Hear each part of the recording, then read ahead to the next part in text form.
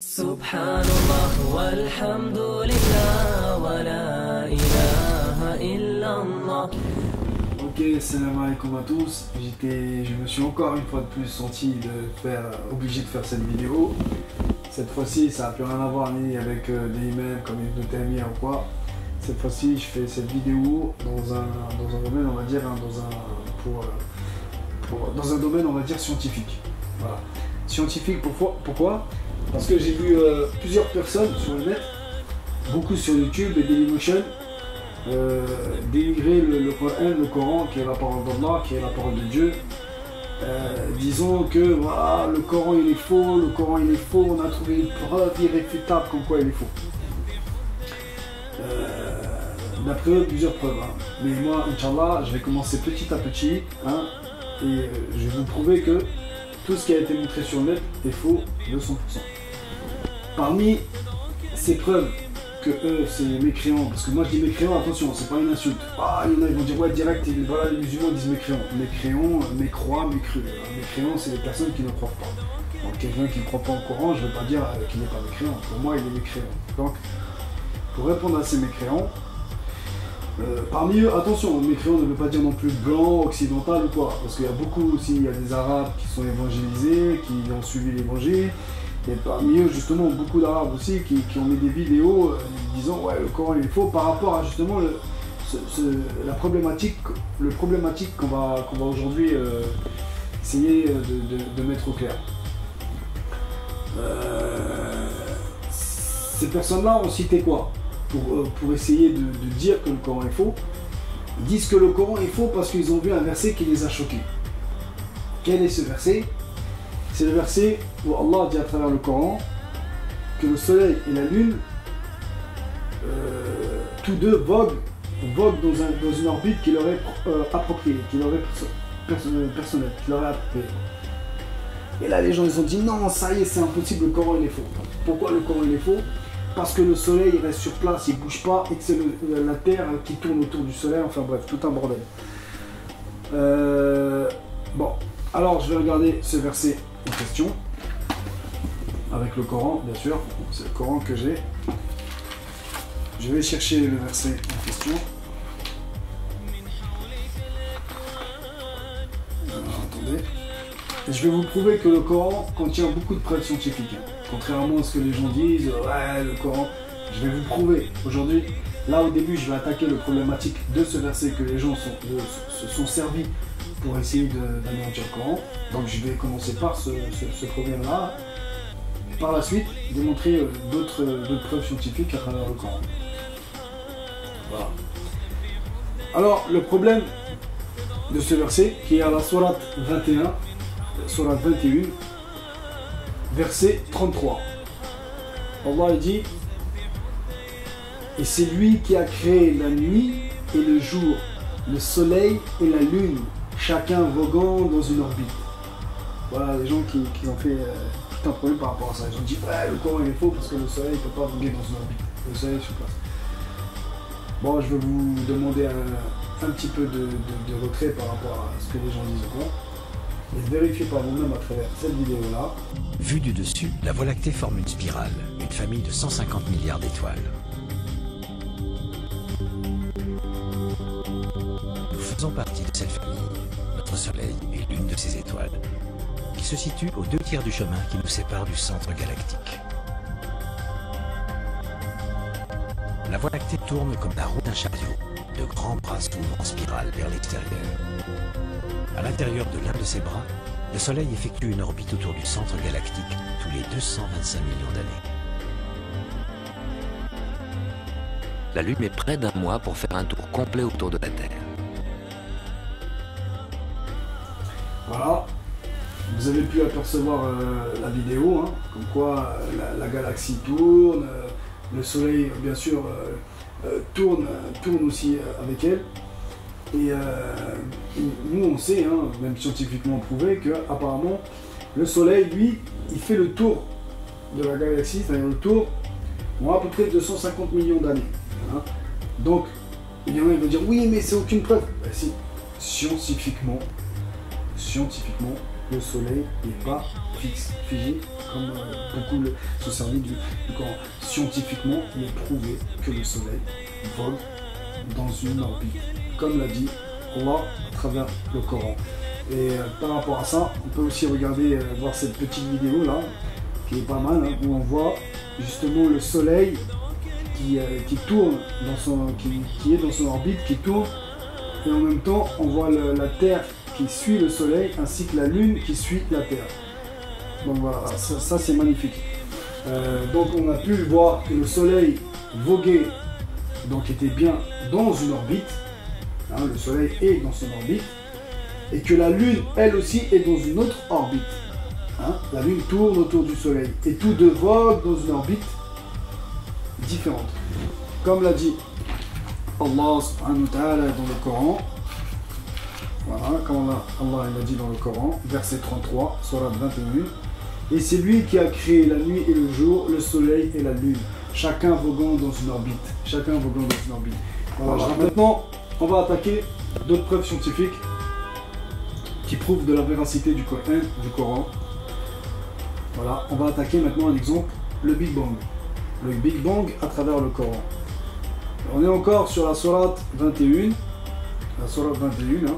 C'est une bonne sourate, la sourate 21, parce qu'elle met beaucoup, elle parle beaucoup des constellations et tout. Donc, c'est la sourate les prophètes. La sourate 21, je vais aller au verset 30. Le verset 30 qui dit: ceux qui ont mécru, ceux qui ne croient pas, ceux qui ont mécru, n'ont-ils pas vu que les cieux et la terre formaient une masse compacte? Ensuite, nous les avons séparés et fait de l'eau toutes choses vivantes. Ne croiront-ils donc pas? Bien sûr, encore là, il y a des gens qui profitaient pour dire: oui, mais regardez, c'est faux, parce que le ciel et la terre, le ciel... Non, quand Allah parle des cieux, quand Allah parle du ciel, il ne parle pas du ciel qu'on le voit, non, il ne parle pas du ciel qu'on voit. Quand il parle des cieux, du ciel, il parle bien sûr de tout ce qui est autour de la terre.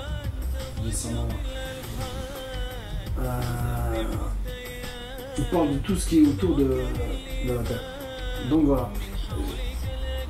Je répète ce verset. Ceux qui ont mécru n'ont-ils pas vu que les cieux et la terre formaient une masse compacte? Ensuite, nous les avons séparés et fait de l'eau toutes choses vivantes. Ne croiront-ils donc pas? Le Coran est descendu, enfin, il y a des années, plus que des siècles. Est-ce que la création a débuté avec une masse compacte ou pas? Je vous propose de regarder cette petite vidéo là. À l'origine est le néant. Ni matière, ni énergie, ni même espace vide, car l'espace comme le temps n'existe pas.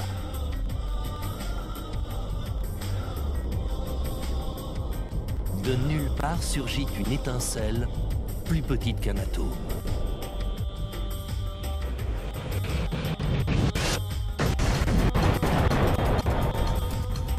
La chaleur qu'elle dégage est des milliards de fois plus intense que celle qui règne au cœur du Soleil. Un simple point, des millions de fois plus petit qu'une tête d'épingle, s'apprête à engendrer l'univers dans une formidable explosion. Le temps est né. En une seconde, l'épure du cosmos surgit du néant. Mais le mystère de cette naissance demeure entier.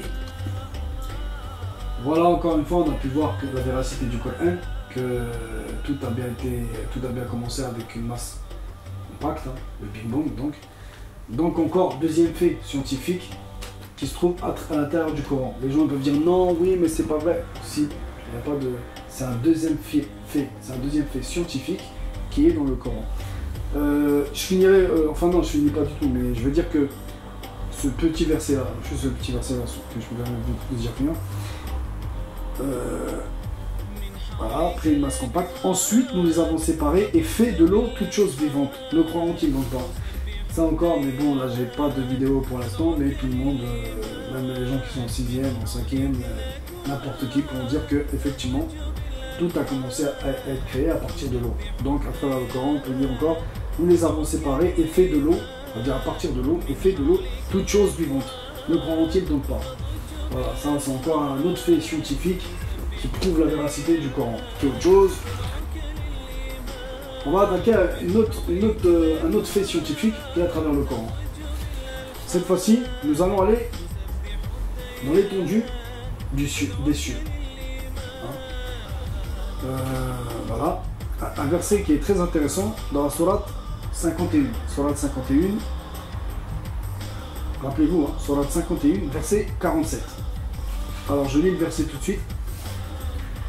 Le ciel, nous l'avons construit par notre puissance et nous l'étendons constamment dans l'immensité. Allah il nous a fait comprendre à travers le Coran que le ciel, il l'étend. Il y en a qui vont dire oui, c'est faux parce que le ciel, c'est le ciel, il est au-dessus de notre tête. Et à l'époque, les musulmans ils croyaient que le ciel, non, le ciel, les musulmans ou quoi, même pour être humain, ils voyaient bien que le ciel, quand on lève notre tête, on voit le ciel. Mais à travers le Coran, encore une fois, quand on dit le ciel, c'est-à-dire tout ce qui est entre les cieux, hein, le ciel, on sait très bien que le ciel, c'est pas juste un truc au-dessus de nous, c'est immense. Donc voilà, c'est l'immensité en fait, et tout ce qui englobe entre nous et la Terre, c'est-à-dire les autres planètes, etc., les météorites, tout ce qui est... Hein. D'ailleurs, par rapport à ça, on a vu aussi la magie de Dieu, comment tout est bien organisé, comme par hasard, là où la Terre tourne hein, avec le Soleil, on n'a jamais trouvé une météorite qui se trouvait entre eux. Hein. C'est-à-dire, il n'y a pas de, comme par hasard, parce que c'est comme un disque, il tourne, c'est bien organisé. Il n'y a pas de météorite, il n'y a pas de truc qui vient entre devant la Terre et boum, une coalition ou des trucs comme ça. Tellement tout est propre, tellement tout est bien préparé et bien fait. Contrairement à les gens qui croient que tout est fait naturellement, depuis le temps naturel des milliards d'années, je vois pas comment ça se fait que la Terre n'a toujours pas explosé. Hein. Là, vraiment, le hasard, le hasard, il n'est pas trop au rendez-vous. Hein. Comme quoi. Donc je reviens sur le verset 47 qui dit « Le ciel, nous l'avons construit par notre puissance et nous l'étendons constamment dans l'immensité. » Est-ce que c'est vrai que les cieux, la galaxie, appelez ça comme vous voulez, est constamment étendue? Est-ce que c'est vrai ou pas? Encore un fait scientifique prouvé ou non? Je vous laisse regarder encore cette vidéo. Depuis le Big Bang, l'univers se dilate, il est en expansion. Les galaxies s'éloignent les unes des autres. Elles fuient toujours plus loin et toujours plus vite. Voilà, on a pu voir encore à travers cette vidéo que, encore une fois, le Coran disait vrai sur l'étendue du ciel, c'est-à-dire que Allah l'étendait constamment. Donc, à travers le Coran, beaucoup de gens ont critiqué la science qui se cachait dans le Coran, mais malheureusement, ces gens en parlaient sans connaissance. Ils n'ont jamais ouvert le Coran, ils ne savent pas ce que contient le Coran, ils sont dans une erreur totale. Et je rappelle à ces gens, arrêtez de critiquer sans savoir, retournez-vous vers la religion de Dieu, c'est mieux pour vous. Je vais enchaîner sur un autre verset qui est très intéressant. Hein? Sans oublier que Allah nous a dit à travers le Coran déjà que le soleil était dans son gîte, était dans son, comment dire, tourné dans son cycle jusqu'à un terme fixé. Ça veut dire qu'un terme fixé, ça veut dire le soleil un jour ou l'autre il est condamné à mourir. Dans le Coran, à travers le Coran, on sait que le soleil, nous, on sait, hein, il y en a qui vont discuter les versets, oui mais non ça veut... Non, nous, les vrais musulmans, on sait que le soleil est condamné à mourir. Verset 1 aussi qui est pas mal, dans la sourate 81. Verset 1 dans la sourate 81. Quand le soleil sera obscurci. Quand le soleil sera obscurci. Là, ça veut dire là, il nous parle en fait du jour du jugement dernier, mais la sourate commence avec ce verset, quand le soleil sera obscurci. C'est-à-dire que le soleil disparaîtra. Est-ce qu'il est possible que le soleil finisse par mourir ou pas? Scientifiquement. Est-ce qu'il est prouvé ce verset que le soleil est condamné à s'obscurcir, à lui qui est lumineux et tout? Est-ce qu'un jour il y aura le noir complet? Je vous laisse regarder cette vidéo. Le soleil a encore suffisamment de carburant, car il n'est qu'à la moitié de sa vie. Mais dans 5 milliards d'années, lorsqu'il aura épuisé tout son stock d'hydrogène, les noyaux d'hélium qu'il a fabriqués fusionneront. Ces réactions générant beaucoup plus d'énergie, le soleil se mettra alors à gonfler et deviendra ce qu'on appelle une géante rouge. Son diamètre atteindra 3 fois la distance Terre-Soleil. Notre étoile dispersera sa matière sous la forme d'un vent violent qui balayera les surfaces de Mercure Vénus et la Terre, notre planète. Une fois ces couches externes éjectées, il ne subsistera plus du Soleil qu'une petite étoile solide, une naine blanche qui refroidira lentement pendant plusieurs milliards d'années pour se fondre dans le noir de l'univers.